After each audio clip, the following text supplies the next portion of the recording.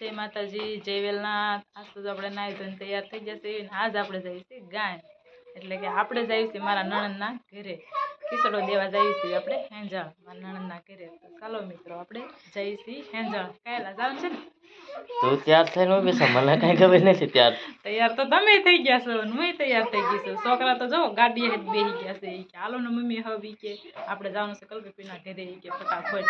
એનો તો શું હોય, કેમ કે છોકરા હારે રમવાનું હોય એટલે એના હબ્દે ઉતાવળ હોય. હાલો હબ્દે આપણે કે પોગી જઈએ કે ટાઈટ નહીં કે ટાઈટ બહુ છે આપણે.